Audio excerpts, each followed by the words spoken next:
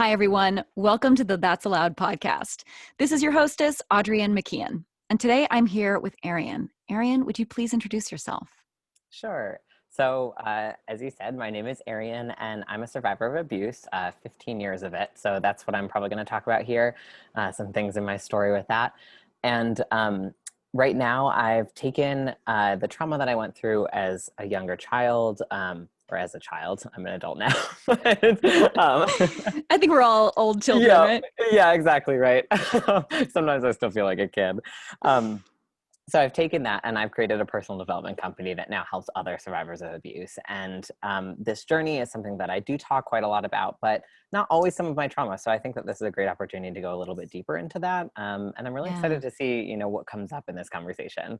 So. Absolutely. So first, I just want to congratulate you. I think it's absolutely wonderful that you're using your superpower, which is of course your pain, to help others. So that's beautiful.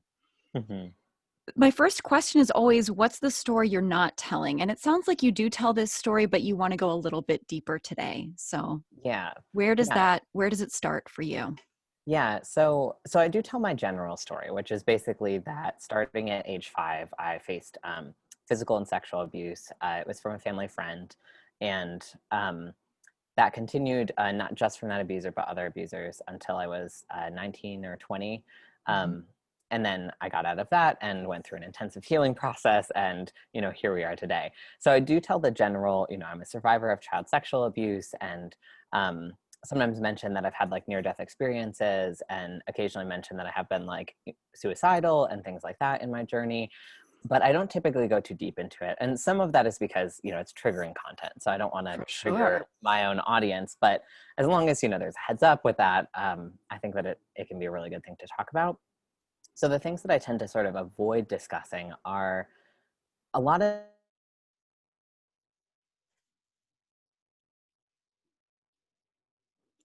Your voice cut out there. Oh, it's probably the Okay. storm. Yeah. Yep. Okay. Yeah. All right. Let's just start again at the things you tend to avoid talking about. Sure, sure. So the things that I tend to avoid talking about are a lot of the specific types of like sexual trauma that I went through, Mm.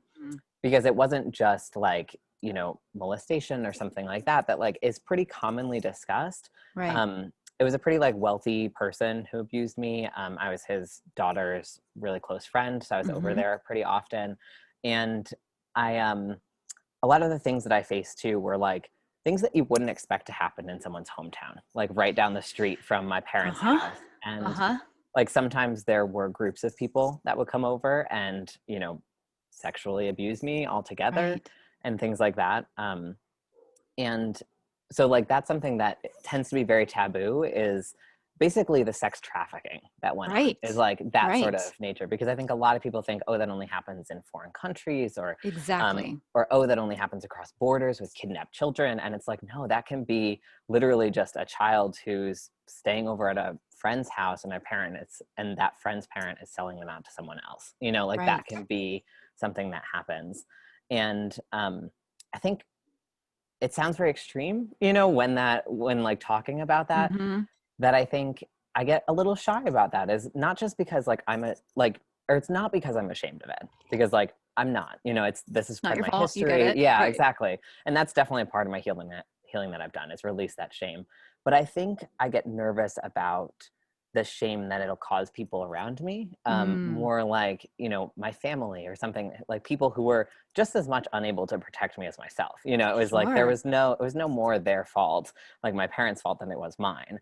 Um, but being able to sort of say like, hey, I had these times where like multiple people used me and no one knew about it, or like, or I would leave this house and not have a recollection of that night and didn't get those memories back Right. until later, and things like that, that like can be confusing and can be uncertain and can be doubt provoking and all of that Yes. sort of stuff that is heavy, and then also it's like, okay, well, you went through this violence, but like, why don't you have these scars on your body, and like, why don't you have things like that, and let's sort of like, these sort of questions of, what story does my body tell, and what do I remember, and how clever was my abuser, and sometimes it even seems Mm. to me, as something like, wow, was that even possible?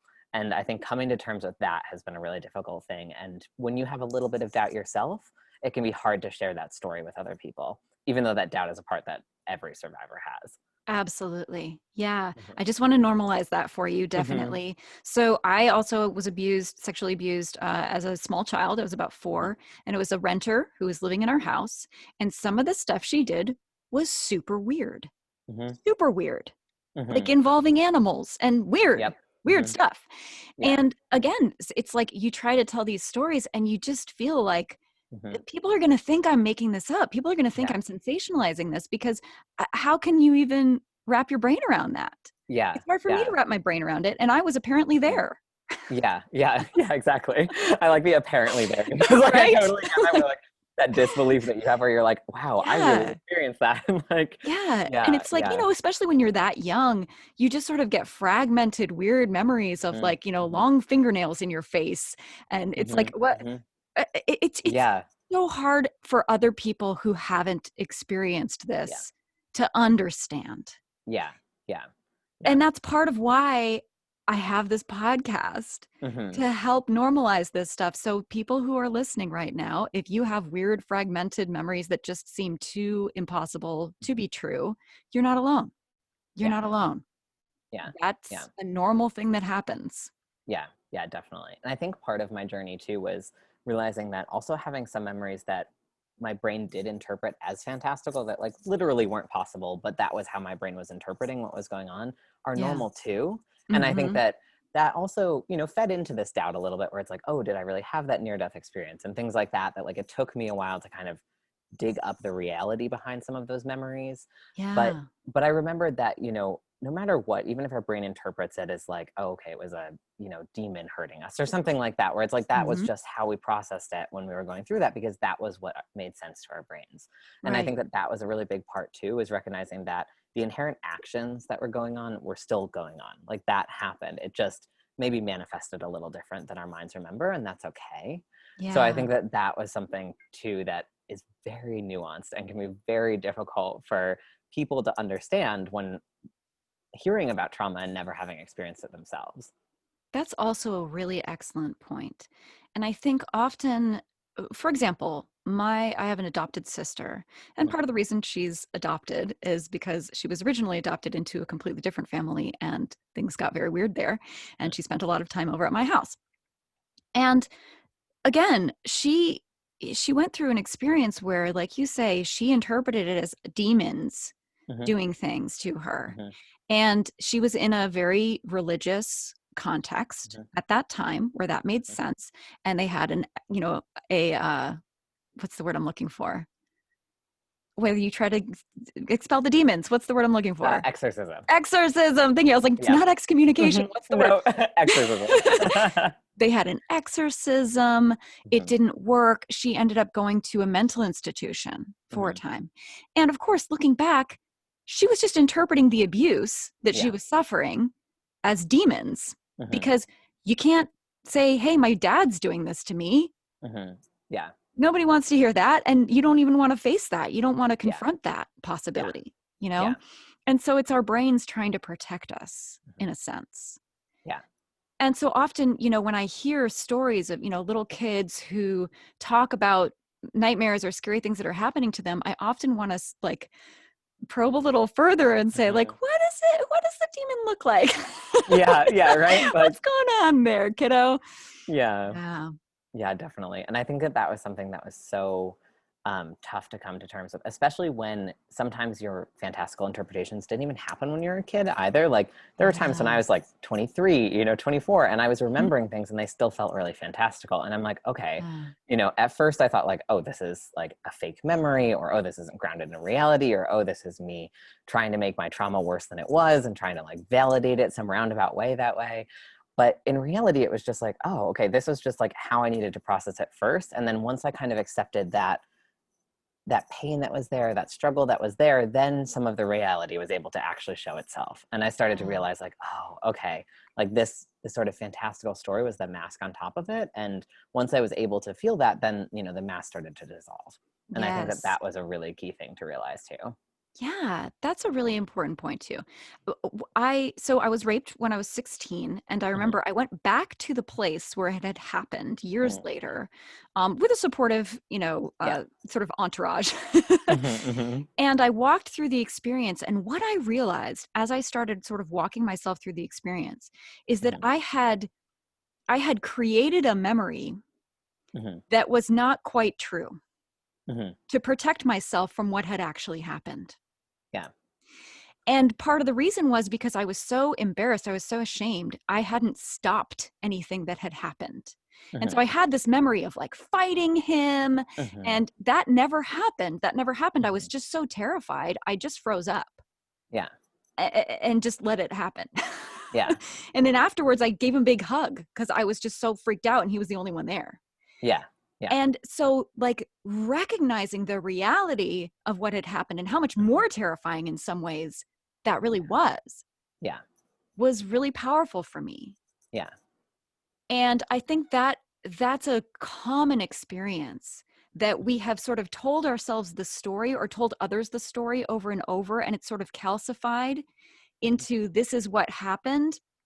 But when we actually let ourselves kind of go back mhm, into that situation through hypnosis or by actually physically going back there, we mhm. can discover that the memory is actually quite different and in some ways more terrifying. Yeah, Yeah, yeah. Yeah, I think that that's the thing is that the reality is always the scariest, and that's why yeah, there's all of these defensive mechanisms, whether that's exactly. amnesia or, fantasy or just, Hmm. not even fantasy in terms of like it doesn't need to be super fantastical. Sometimes it's just like, oh, I remembered fighting, but I didn't, and things like Right. that. Hmm. Or things like trauma bonding are a huge thing that I talk about a Huge. lot, Hmm. because like the abuse that I went through was many years from this one Hmm. childhood perpetrator. Right. And I was very trauma bonded to him. And I think that's something that I Mhm. haven't really discussed. I've mentioned like, oh, I had trauma bonding, sort of thing. But Yeah. one of the stories that I kind of keep a little bit more hidden is the fact that like he felt like a father figure to me. Oh, yeah. And I think that that was such a um, unique and like scary thing too. And I think that that would, hurt some people around me to hear. And that's not my fault, and I recognize that now. Yeah. And that's why I can share this story. But recognizing like, oh, okay, like I had bonded to someone who hurt me, and in some ways, Absolutely. sometimes we get the closest to people who hurt us because there's this, push pull dynamic. There's this Hmm. sense of, oh, I need you, kind of thing, because Yes. they created that need so that they could abuse us. And I think that that is such an important thing to realize too. And breaking that trauma bonding and how hard that was for me is Mm. something too that like, I mean, honestly, like that is something that I have been working on since healing, and like really only recently had like, oh, I really feel free from this. And I think that Wow. that was a huge thing. And a lot of that was because well, basically as a child I developed dissociative identity disorder as well. Hmm. So multiple identities to Sure. because one child alone couldn't handle it. So Absolutely.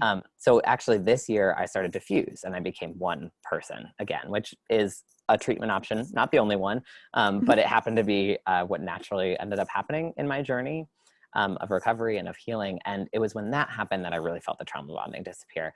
And that was like a very unexpected journey for me too. Yeah. But but yeah, but just trauma bonding itself is such a complicated thing and such a hard thing to explain, because like why would you feel sometimes closer to the person who hurts you than to your own family, or something like that? Because I had loving parents, like Yeah. I had parents that were good people, and yet like the father figure in my life in a lot of ways was this abuser, and that's such a like painful thing to Yes. come to terms with. And I think that that would be really painful for my family to hear, and I know that they could possibly hear this, but it's also something that I think needs to be recognized, because a lot of survivors, I think, carry that pain.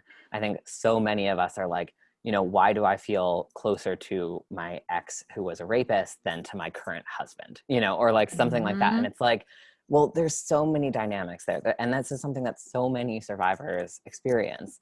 Or a lot of people that I've heard, their only time of really feeling like intense sexual pleasure has been with abuse and not with a loving partner.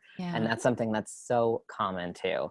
And that's something that I've worked on a lot with my fiance too, is that like sometimes my best body reactions were in a case of abuse and not in this case of loving sexual connection that I have with her. And like Yeah. that was such a big thing too, to like really really Absolutely. come to terms with and figure out as like a normal thing for abuse. Yes. Thank you so Mhm. much for bringing up trauma bonding. It's Yeah. something that I've been wanting to talk about because Mm-hmm. I part of the reason I wrote my book, Melting Ivory, was Hmm. because so many people just had a hard time wrapping their brain around why did you stay with this guy for so long? Yeah. Why did you put up with this? Uh-huh. You had so many kind of options to like exit. Why didn't you Hmm. take them? And I think that's the answer. Trauma Hmm. bonding, because Yeah. it becomes an addiction, like a Hmm. physical Yeah. addiction, where it's Oh like yeah. the Hmm. only thing that will fix this pain that you're experiencing is taking their pain. And it, Yeah. it doesn't make any sense Yeah. Yeah. unless you've been there. Yeah. And then it makes total sense. And you're like, oh, that's Yeah, the only solution. And it really feels like your abuser is the solution to your pain, even though they're the cause of it. And I think that that it's is such a difficult, but also such an important thing to talk about. absolutely, Hmm. absolutely. And just the mind fuck of that, Yeah. Yeah, to for sure. recognize that. And I won't name this person, but Hmm. someone who is close to me told me once, and this is not, this is her story to tell, so I'm not Hmm. Hmm. naming names, but that when she was a small child, she was, as she put it, the mistress of one of her father's military friends. Hmm. And that, just like you said, this person became like a second father to Yeah. her. And she really felt like she was his partner, even though Hmm. she was a child. Yeah. But it made her feel really special, and it made her feel Hmm. really, close to him, and like she was grown up. And Yeah. I think we can all kind of relate to that feeling of like someone Yeah. picking us out and saying, you're special, you're Hmm. different, you're so mature. And I love Yeah. Alanis Morissette's song where she says, if it weren't for your maturity, none of this would have happened. And it's Mm-hmm. that sort of putting it back onto you, Yeah. that like, you're so, oh, if you weren't so wise beyond your years, Uh-huh. like I would Hmm. have been able to control myself. Mm, Yeah. eh. Yeah, Try exactly. It's like, again. yeah, not correct. Uh, Yeah. I think one of the big things too, like in my story, was realizing that the validation of who I was something that my abuser provided that I wasn't able to communicate to, family or healthy, close relationships, Yeah. because of the abuse, I had DID, right? So I had this condition that there were multiple me's, and because of that, like each one of these identities had a different sense of self, a different name, a different full personality, like literally as real as, me and my neighbor or you and your neighbor, and things like that. So so my abuser, like my childhood abuser, was very smart, and like he was a very intelligent person and very manipulative and very cunning and things Mhm. like that. And he was definitely able to pick up on this separation of identities, and as soon as he did, he started to use that, and he started to validate the dynamics that we had with each other, like these different alternate identities or alters. He started to use that, like, to kind of, okay, well, I can abuse this one more roughly because he's trying to protect, Arien, right? So like that was like one of the names Right. of the more like trauma bonded ones, which is the name that I still decided to hold on to. Mhm. Um, now that I'm like a different one single person. Uh-huh. But but so one of the things that was really big was just recognizing that, like, I wasn't even aware that I had DID when I was at home with my family. Like that was something that just disappeared because like Oh, there was no way that I could live this normal, life and have this disorder and have these memories of trauma. So I just sort of had this self that the only role was to be like a good child, and to mhm, just mhm. to like have that. And then there was this whole complex set of selves that were experiencing and processing and going through this abuse. And Right. I think that was like really unique as well, and what really contributed to the trauma bonding, because he was like the only person who knew about that. So it Yeah. was sort of like, oh, you're the only person who knows I exist. And that was really serious for trauma bonding, because it was like, it wasn't even just a like, oh, you know that I'm more mature, like all of those sort of grooming techniques. It was like, oh, I exist for you. And I think that was a big Yes. thing. And that's a dynamic that happens in all sorts of abuse, is the like, I exist for you. For you. Abusers are really good at convincing us of that. Yes. That our pleasure, our pain is Hmm. irrelevant. We exist for them. Yeah. Absolutely. Yeah. So And you mentioned earlier a near-death experience. yeah. I would love to hear more about that. That sounds fascinating. Yeah, so I've actually had a couple. Mhm. So, like, yeah, so they've definitely been a part of my life. Some of them have been just coincidental things that I've had when I was an adult, like a car almost hitting me, and like things like that, Right. where it's like you see your life flash before your eyes, but Sure.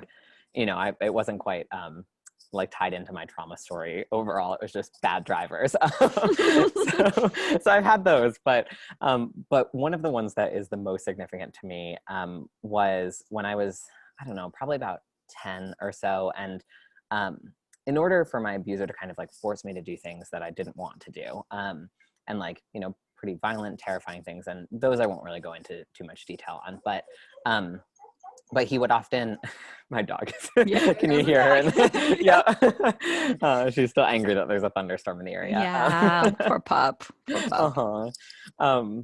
So anyways, so this near-death experience was basically, he would hold my head underwater until like Mm. I just eventually would like submit to do what it was, because like that was just necessary for survival. So there were several times that I remember being like basically almost drowned. And those are really scary, especially because like oxygen Yeah. deprivation like makes the near-death experience a lot more acute. It's not like this like, oh, all of a sudden you're like, passed out or something like that, like Yes. which is still terrifying, but like, Mhm. but it was sort of like this slower approach to death, and that was a really scary thing. And I think that one of the most monumental things that I realized from having near death experiences is that you grieve your own death, like when it happens there. And I think that Yeah.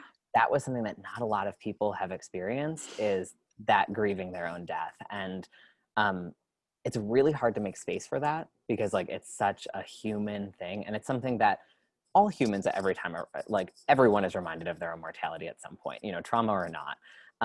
But when you're 10 years old and you realize like, oh, I could die here, you really think like, what does death mean? And you become this Yeah. like intimately familiar with death being a part of your life, as well. And I think that that can both spark a lot of anxiety and also lead to a lot of peace, depending on how you kind of go about that healing and stuff. Yeah. Because there is a certain level of accepting and feeling that grief and being like, wow, this would be horrible, I don't want to die, and having all of these sort of feelings, but being able to grieve the loss of life that could happen. And that can be freeing, but it can also be so intense.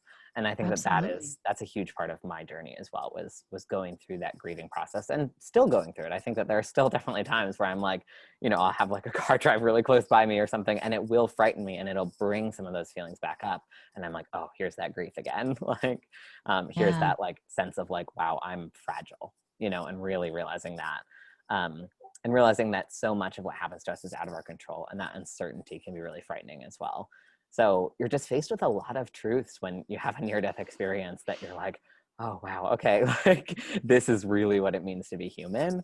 Yeah. Not just this, there's also joy and there's love and there's all these beautiful things, but it's also, wow, okay, there's grief. Just by being alive, there's a sense of grief that happens. And I think a lot of people don't allow themselves to come to face with that, or come Yeah. face to face with that, is the grief of just being alive. And I think that that's such a healing and important thing to recognize. And it's something that, I wish that I hadn't recognized through a near-death experience. It would have been great if there had been a more pleasant, mindful way of, of learning that skill. But I am glad that I learned that. I'm glad that that's what I took away from this experience, and that's what I shaped out of this experience, was really making space for that grief, as uncomfortable and scary as it is. Yeah. Mhm. So in my book, I describe a couple of times when I almost died at the Mhm. hands of my ex-husband. Yeah. And what's funny for me is that in those moments, I thought of the most random, ridiculous Mm. stuff. Mhm. Like I again, I think I was protecting myself by sort of putting a layer of, I don't know, dark humor Mhm. over the whole thing. Like I Yeah. noticed that I was looking at my hands, and the veins in my hand, it looked like a Y-A-Y. So it looked like it Mhm. spelled the word yay. And I was like, yay, it's my death day. Happy death day to me. And Uh-huh. yeah, it's just weird. Like these little, how you can kind of comfort yourself and entertain yourself, Yeah. even in the most Yeah. dire of circumstances. Yeah, yeah. Well, I remember with this drowning too, and this experience, like I remember thinking like, oh, maybe I'll become like a mermaid. you know, like that was like a thought that I had was Sure. like, oh, okay, like, you know, here I am underwater, like, you know, maybe I'll Maybe become a I'll learn how to mermaid. breathe. And yeah, I was like, and then oddly enough, like I loved swimming. So like, you know, that sort of Yeah. being underwater actually became like a safe space for me later on, even Yeah. though that was like a space of a lot of trauma. And I'm sure that there's a trauma bonding connection there that I haven't fully explored yet.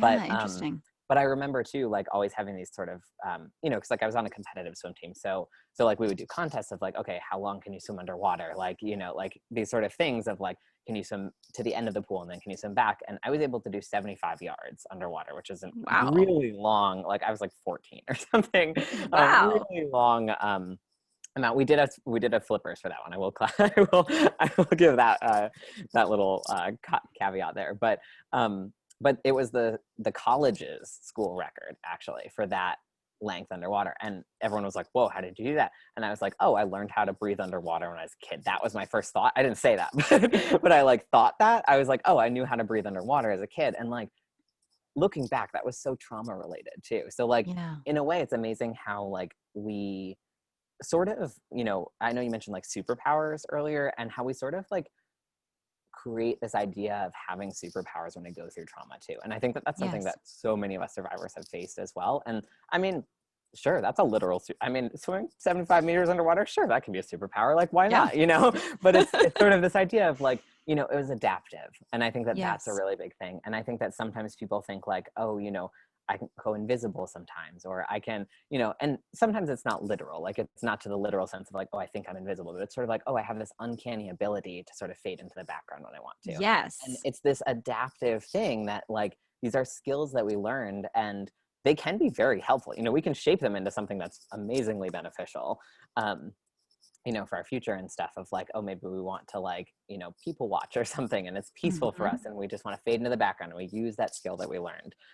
Or I say this the most with like intense empathy, right? That like Yes. survivors can pick up on cues from people like no one else, you know? Across a room. Exactly. Like, I mean, I can walk into a room like 40 minutes after something happened and know what happened. Like, it's Yeah. just that sense of Absolutely. It's like, true. oh, okay. And like those, you know, whether it's energy or electricity or however the science, you know, and spirituality behind it works, because I'm very drawn to both, um, but however that works, really the thing is, you know, that we have these skills, and recognizing that they came from trauma is, I think, an important part of accepting those skills into our heart. And Yes. also it can be painful too, because like sometimes we kind of want to just think that like, oh, I was special and I just like have this really handy skill. And it's like, okay, this came from trauma, and sometimes we think, oh, so that doesn't make me special. But it's like, no, that makes you even more special. Like you made that out Exactly. of your trauma. You know, Yeah. you made that out of this intensely painful, horrible, uncomfortable, terrifying experience, and you have this really cool superpower. um, and I think that one of the important things too, and I say this so much to my own community, is saying that it's not the trauma that gave you that skill though. It's you and how you adapted to it, and your strength and your power, and you know who you are as a person that gave you that skill.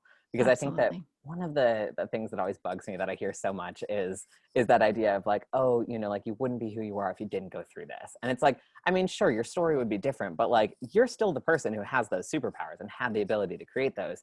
It was just that you created those through those circumstances. You could have built them another way, and that can be a little upsetting sometimes to also realize of like, I could Yeah. have gotten this skill in an easier way.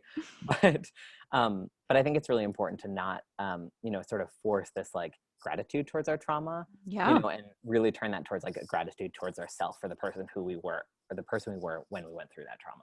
And I think that I that's where the gratitude belongs. Yes, I completely agree. One thing I often talk about is, people say that which does not kill us makes us stronger. And I go, Mm, actually, yeah, often that which does not kill us weakens us considerably. What yeah, makes us stronger is having the support network to mhm, heal and grow and become yeah, the person that we wanted to be. yeah, yeah, And yeah, that was just a catalyst. And like you said, it could have been a different catalyst. yeah, yeah. We don't know. Yeah, Mhm. Yeah, exactly. Like the catalyst could have been a career challenge, you know, for all we know. Like, I mean, we all have exactly. challenges, and sure, like challenges themselves can be gifts. You know, I think that there are plenty of stressors and challenges in life that can be genuine gifts, but trauma isn't one of those. I don't think. Right. Like that was not. that was not a gift, but you, the person you were getting through that trauma, was the gift. And I think Exactly. that, Your resilience. Yeah. yeah, exactly, resilience. And being able to see like, wow, I was the resilient person, I was the strong person, I was the person who kept my heart alive through that, or is choosing to seek out my heart now, Mm-hmm. like, even though it was buried under what I went through. That's beautiful. And I think Yeah. that that's such an important part. So when did the tide start to turn, or how did this resolve for you? Yeah. So a big part of my experience was, well, so I got out of college. I left college a little bit early because one of my high school best friends decided to also abuse me. Also had some near-death experiences at her hands, Mm-hmm. and things like that. So she was kind of my later abuser. And once I got out of that situation, I basically worked at the college. I reported her. I did like all of those sort of things. And then I was like, this is too triggering to go to school. So I left. I did an illustration degree. So it wasn't something that it was like, I needed a degree to do the profession. Yeah. But I was also too disabled by the trauma to continue to draw for like 10 hours a day. So, Yeah. so I was like, okay, totally need to change my career plans. And I had always liked doing like self-help work. And that was one of the things that I realized too during that time was, I was actually like a residential advisor while I was going through this whole thing. And people had come to me like when they were suicidal. People had come to me when they were, having mental health crises, when they were having personal crises, conflict resolution, all these things that like are the duties basically of an RA in college. And I realized like this is where I really shine, is like helping people and directing people to the help that they need, because obviously I wasn't like stopping suicidal crises. That was out of my skill set. But it was Yeah. recognizing like, oh, I can show up here for people in a way that really brings me this sense of joy. And that was a little bit of a spark, was recognizing like, oh, I feel purposeful when I do this. But then, I left college, I was no longer an RA, and I was sort of like, what do I do? Like, where does my life go from here? And I remember just having this moment, like, because basically I started to go to therapy. So I started to learn stabilization techniques and things like that, which was really important and very essential. But I wanted more. I wanted joy. I wanted like meaning in life. I wanted something actually to like love my life, not just to be like, okay, I can cope with my PTSD. So I had this one moment, I think I was walking back from therapy, and just this light just caught this flower in this one way, when I was in a lot of like deep emotional pain. Like I had very little will to live. Like I was just really feeling that grief from my past. And it just like pulled me out of it for 1 second, or not even actually pulled me out of it. It pulled me into it is what really happened. Like it pulled Mm-hmm. me into the feeling where I just felt so present with it for just this split second. And I realized that there was peace there. So like that was the turning point for me, was realizing that when I turned and opened my heart towards the painful emotions, not all the time. I had times where I was like, okay, that's too much. I'm going to step out. I'm going to distract. I'm going to go back to old coping mechanisms, whatever that was. But as I realized, it became safer and safer to feel what I was just naturally feeling. And that Yeah. was a huge turning point for me. And that's actually something that like I have now in my current business, is like I created an e-course that helps other survivors, find this joy that like I've been able to find and I've helped other people find. And the first stage is that acceptance, is really Right. just realizing that like how to open your heart to those emotions and how to open your heart to realities that we can't change in life. And I think that that was a huge thing that I realized and radically transformed my entire life. Absolutely. That is Mhm. beautiful. Mhm. So, who do you think needs to hear this story? Um, I mean, I think any survivor of abuse for sure. For Like, sure. yeah, I would definitely say that. Let's see. I'm gonna charge my computer real quick. I realize that it's Yeah, no not plugged problem. in. Give me 1 second. All right, just duck under my desk there. Um, so, who really needs to hear this story? Definitely survivors of abuse. And I think especially those that have lost memories, that have Yeah. memories that aren't totally there and are like, what actually did happen there? Is that real? Was that really the person? Because that was one of my big things too, is that I, for a really long time, didn't know who this person was. I was like, I knew that they had regular access to me. I knew that they, were obviously like a paternal sort of figure, but I was like, I couldn't even place who. And I had totally forgotten about this whole childhood friendship that I had, which was like 10 years of my life. So like, it was Wow. realizing too that like memory loss can be a big thing, and sometimes it doesn't come up. But also, I think that one of the things too that I want these survivors to hear is that you don't need to remember everything to heal. Like a lot of this stuff I've remembered recently, and it's definitely deepened my healing to remember it, to be able to be like, oh, I can free that memory now. But like I was in a state of a lot of healing before that too, before having all these memories. And it was only actually this year that my childhood abuser started to stalk me because I'd moved back to the same town. Oh And my that was when I started to gosh. get concrete, evidence of like, this is who it was. Right. When he would like look at me in a very sexual way and things like that. And like, his son moved in next door to me and like things like that. And I was like, okay, I'm out. I Yeah. moved to a new city. I was like, bye. but but recognizing too that like, that was part of the journey too, is like realizing only then this is who it is for sure. And I had that sort of clarity there, but I was able to heal before that. I didn't need that knowledge to heal. And to also recognize that the healing that I had done made that situation so much less traumatic than it would have been before. Yeah. And like, I still say like that I was still experiencing a lot of joy in my life during that time, even while I was being stalked. I was terrified too. Like, I mean, it was a new trauma and that was scary. And I'm, definitely not denying that. But at the same time, I still, had my fiance, I had my dog, I had this beautiful apartment, like, I had this business that I was growing and that I love and all of these sort of things, as well as just this peace and this sense of empowerment, even in the face of this trauma that were Yeah. so different from the past. So anyways, I really want people to know too that they don't need every memory in order to heal, and your healing journey can happen as organically and as confusingly as it will, and it still is a healing journey. That's beautiful. That's a great takeaway. So the Mm. next question I usually ask is what would you say is the main message or takeaway? So we've gotten one. Are Yeah, there others that you want to make sure that they walk away with? yeah. I think. I mean, I want to say, go out there and like share your story, especially like if it is something that you're not 100% sure on and stuff like that. But I also recognize that that's not something everyone can do. So I think that that's I think instead of like go out and share your story, that wouldn't be the takeaway, but instead is go out and validate your story to yourself, Hmm. and really just take a second and be like, okay, you know what? Like, I may not have all these answers. I might be confused here. This could be a false memory, but like validate it. How you're experiencing it is part of your story and part of how your brain needs to experience your story. And I think that that alone makes it worth validating. So I would say That's that that's a big takeaway. that's a great takeaway. Definitely. I Mm-hmm. just want to reiterate that I think I often, people ask me, "Oh, am I ready? Am I ready to tell this Yeah. story?" And the answer I always give is how much of an emotional charge does it give you to tell the story? Yeah. If it overwhelms you, Mm-hmm. then that's not a story that you're ready to tell. You don't have Yeah. enough distance on it for it to be a story. It's still an experience Yes. that you're being re-traumatized by. Mm-hmm. And that's a great time to go to a counselor Yep. and get some therapy and work through that. And that's a way to tell that story to Yeah. someone who can really help you understand it, make sense of it, give you the support that you need. Mm-hmm.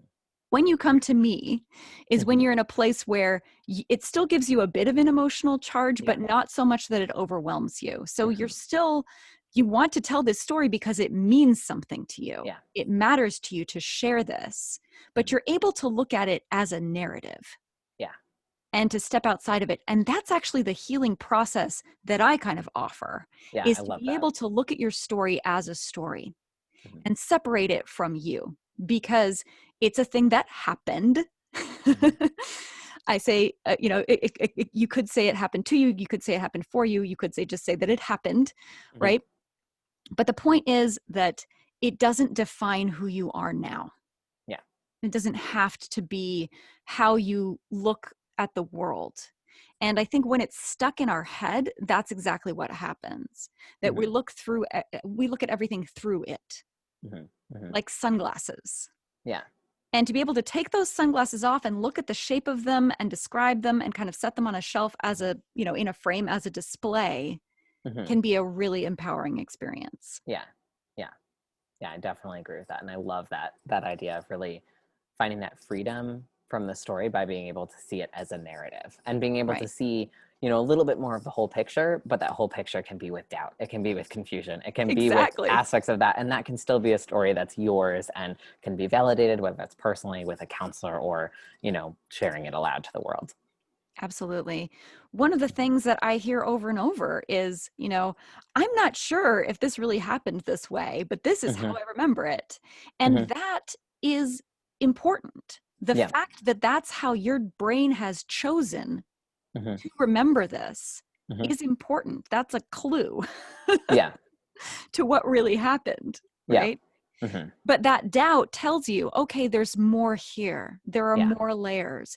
And I Yeah. think just like, when you wake up from a dream, Hmm. if you try to remember more details come. Hmm. If you just sort of like put it out of your mind and move on, then you forget the whole thing. Hmm. But if you make that effort to try to get those details, you can pull that thread and discover more and more and more and more details Hmm. that will tell you more and more about what was going on in my brain last night. Hmm. And it's the same thing with memories. Yeah. Once you start to just try to remember these things, and again, like you said, the only way out is through. So if you can really just sit with it, breathe through Hmm. it, get Hmm. the support that you need, but be in it as much as you can to kind of Yeah. see your way through it. Because the more you avoid it, Hmm. the more powerful those emotions become. Yeah, because they want to be heard. And that's a big thing too. Yes. And that's why validation, is so healing and important, is just because it's like this emotion wants to be heard and it's going to keep getting louder and going to keep making Yes. itself more known. And I think one of the things too is like with this idea of like, kind of pulling up those threads and like you were describing with the dreams, is that sometimes when it comes to trauma, that might take years for that thread to be able to pull. Like you may not have the space to unveil that next layer. And that's okay. Like work on the layer that's there. It's just Yeah. sort of like, don't avoid what naturally comes up, or at least, do your best not to avoid. Obviously, we're all going to push it away at first, but Right. it's sort of this idea of trying to learn this skill of being able to adapt um, and tolerate these emotions. It's like a lot of distress tolerance work is like a really powerful part of trauma recovery. And Yeah. I think that, building that skill allows us to slowly accept a little bit more of our narrative in, and eventually enough of it comes up that we start to feel larger than the narrative. Yeah, that's a beautiful way of putting that. Larger than the narrative. I love that. Mm-hmm. And I think you make a really excellent point that you have to start with those resilience tools. Yeah. You can't dive straight into, Uh-huh. the deep end of your trauma and expect that that's going to be helpful. Mm-hmm. Mm-hmm. You have to have that tolerance in Mm-hmm. place first. And then, like I said, take it slow, pull little threads and just see Mm-hmm. what kind of details you can remember Yeah. and frame those and contextualize those, and then be able to sort of, look at that like, okay, so that Mm-hmm. happened. That's an Mm-hmm. episode. Give yourself a break. Yep, definitely. Always, there's a lot of self-compassion that Yeah. has to happen here. So much Mm-hmm. self-compassion, Yeah. because there is so much shame and embarrassment Mm-hmm. and upset around, what Yeah. you allowed to happen to you, no, through no fault of your own, Yeah. right? Yeah. It's that sort of like, that's what it feels like, is that sense Right. of like, oh, I let this happen to me and there's a lot of shame, Right. and being able to step out of that shame, even if it's just like, okay, I'm going to go watch Netflix, like you're feeling grief and Yeah. you're like, you know what? Like a lot of people, I often bring this up is like, like breakup therapy, right? It's like you broke up with someone and you're like, okay, I'm going to sob and then I'm going to go watch a movie and then I'm going to sob again. Yep. And like, that's what you want to do with all of your emotions, is like all of Yeah. these tough emotions is like, okay, you feel it and then you back away and then you feel it and you back away. And you could do that for 5 seconds of feeling it and a week away, and then 10 seconds of feeling it and a week away. It's whatever you can Yes. tolerate, but it's that idea of like, let it into your heart a little bit. And you'll Mhm. realize slowly over time, or sometimes very quickly, but sometimes it's slow, and just realizing like, oh, okay, this emotion's safe. It's Yeah. starting to become safer and safer, and I'm realizing that I'm bigger than it. And it's Yeah. intense and it still feels very large, but it's sort of the sense of like, I'm greater than it. And it's really by feeling those emotions and by feeling the reality of our past experiences that we find peace with them. And I think Yeah. that's a really important thing too. Yeah. Someone, and I can't remember who it was, described grief in this wonderful way, Mhm. which is that it's like waves. And at Mhm. first, it feels like this tidal wave that Mhm. just comes in and, explodes your house and Yeah. crashes everything. And you don't know which way is up. And you feel like you're going to drown and like you're going to be in Mhm. this forever. Mhm. But then there's a brief moment of respite. Mhm. And then another wave crashes. Yep. And slowly over time, those moments of respite, they just get longer. Mm-hmm. They get longer until finally it's just this little sort of like swoosh every once in a while, and you go, Uh-huh. oh, I remember that. And you're like, oh, that splashed me. I didn't really want to Yeah, get wet today, but but whatever. okay, Like, that's you cool. know? But remember when it was a tidal wave, Yeah. and Mm-hmm. now it's a little splash. Progress. Uh-huh. But if you try to, build a dam Mm-hmm. and hold back that flood, Mm-hmm. eventually the dam's going to crack. And Mm-hmm. again, you're going to be back at ground zero with that tidal wave again. Yeah. And Yeah. so the best advice that I can give is, when you're in that tidal wave moment, just keep breathing and know that it will Yeah. not last forever. Yeah. And Yeah. that the only way out of it is through. Mm-hmm. And I think one of the things that you said of like keep breathing, obviously that's like a sentiment that a lot of people say, right? So that's like a huge thing that you hear of, like breathe through it, and that's actually a really good piece of advice. And I want to share that like from the perspective of like someone who's gone through very serious trauma and pain and all of these sort of things. Is like, I've kept breathing through the moments that I've wanted to take my own life, right? Like where I've like that has gotten me through it. And the reason why, and my therapist in the past actually explained this to me, is because that's your tree in the middle of the tidal wave. Is like if you can just ground into like maybe Mm. it's breathing, maybe it's touching a zipper on a coat and that grounding sensation, or it's something that's grounding you, right? Is like that's your tree branch that you're holding under. So you're still underwater. It still is like terrifying, and you still feel like you're drowning, but you're also like, I've got this tree, and like if you Yeah. can cling to that, whatever that is, whether that's love in your heart, whether that's music that you're listening to, whatever it is, something grounding, something that's a little bit of like a root basically in this experience, like that will get you through it. And I think that that's a really important thing too, is to recognize that there are a lot of things that you can find that are trees and that you can grab onto, so you're not just cascading through this tidal wave. And those resilience skills are basically you learning to hold your breath longer, so you're like a little less scared when you're clinging to this tree, and you're like, okay, I can do this for a little bit longer this time. So it still is intense, but you're like, okay, I'm better at this. I've gained the ability to become a mermaid, Yes. basically like that. So yeah. That's very cool. I definitely, there's a tool that was really useful to me when I was going through intense kind of PTSD. And what Mhm. it was just narrating the world around me to bring me Mhm. back into present time. It seems Mm. incredibly silly, I but love that though. it Hmm. worked really well for me just to be able to look around and say, oh, and then there was this white cup sitting on my yellow table, and the white cup had the handle pointed slightly this way, and I thought about grabbing it, and I decided, no, I'm not thirsty at this moment. And it's Hmm. like, it's nothing that's really Uh-huh. happening, but it brings you back into the nothing that's actually happening, Uh-huh. instead of Yeah. the tidal wave of emotion that feels so real right now Yeah. Yeah. And I and think so dangerous. yeah, and I think a part of that narration too is I didn't do it quite as literally as the technique that you Mhm. used, but I did it similar in that sort of sense of like I would sort of be like, oh, like I can hear the clock ticking, and then I'm like, Mm. oh, I can feel my heart really hurting, and like it would kind of bounce between like me narrating what I was feeling and me Yeah. narrating what was going around me, and that was a way also of like validating those emotions and walking Yeah, into them and all of absolutely. that. That's great. I love that. Yeah, Well, those are some really useful tools. Thank you so much for that. yeah, of course. Is there anything else that you think the audience needs to know before we wrap up?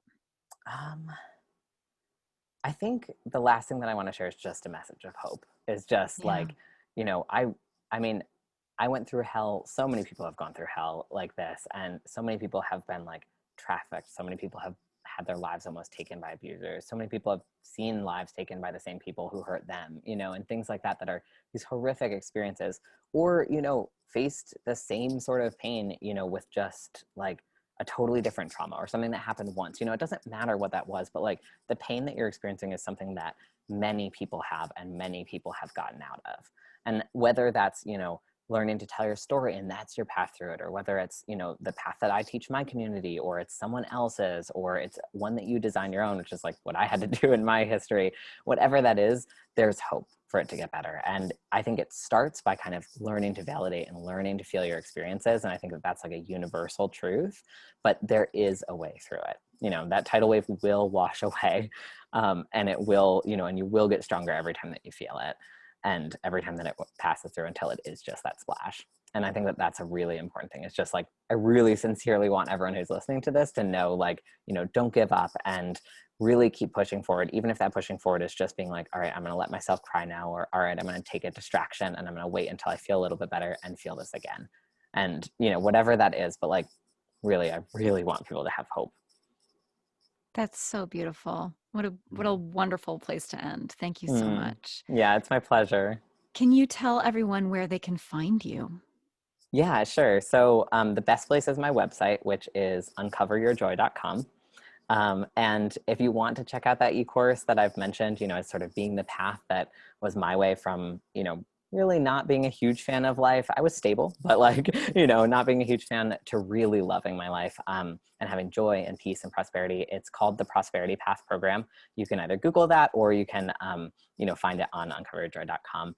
And you can find me on like Facebook and stuff like that. But I have my social links all on my website, so you can find me there. But yeah, so that's where you can find me, and that's the work that I do and stuff. Oh, and if you're interested, there is a quiz as well where you can tell what sort of stage to focus on in the prosperity path. So if you're really into like quizzes and worksheets and, you know, guidance and everything like that, I have that all set up. So you can find that at members.uncoveryourjoy.com/quiz. Beautiful. Thank you Mm-hmm. so much, Arien. Yeah, thank you for having me. It was such a pleasure.